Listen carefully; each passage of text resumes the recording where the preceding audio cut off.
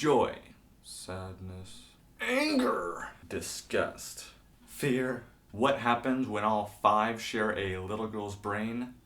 Beautiful chaos.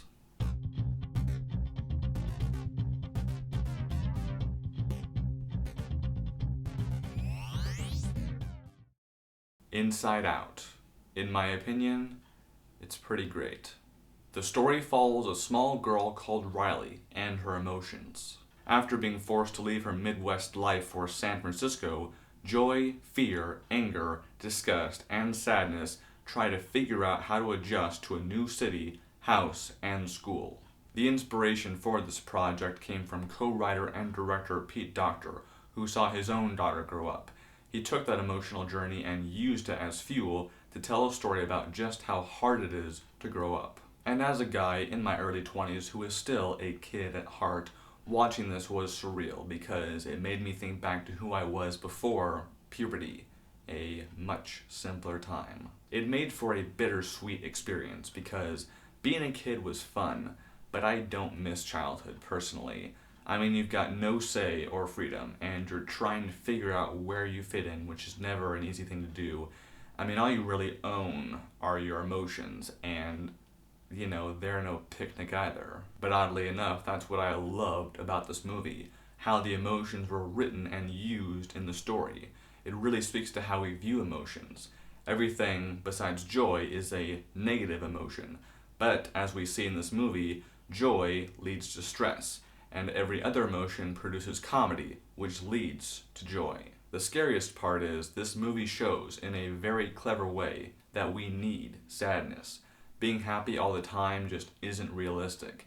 As messed up as it sounds, you have to have those times when you just don't feel good. The curious part is the writers actually considered up to 27 emotions for the story. They ended up with 5. 3 that were cut were surprise, trust, and pride. After much thought, I am happy they went with 5 because I feel like more would have been overwhelming. But 5 is great. Each character contributes in some way to the story, and the voice behind every emotion is perfect. I also admittedly fell in love with the look of the film. I'm talking the sets, the lighting, the color palette, all of it. The look is so well tuned to the story, I cannot imagine this film looking any different. As for a favorite scene, I'm actually not sure I can bring myself to pick just one favorite scene, shot, or moment. I mean, in this film's case, you may as well ask me to pick which one movie I'd save if my house was burning down.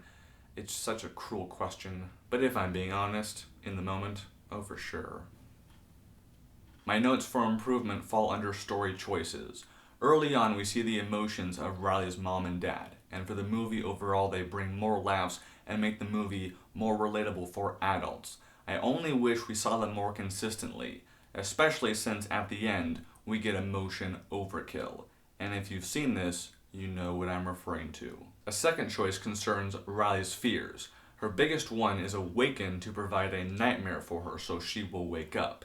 Now, given her age, the fear does make sense, but for me, the fear feels too cliche and obvious. I wish that it had been something more creative and surprising. The not so surprising part is I want to see it again, maybe even own it, because it's just that good. I give Inside Out 4 out of 5 stars. Thank you very much for your time. I appreciate it. Have an awesome day.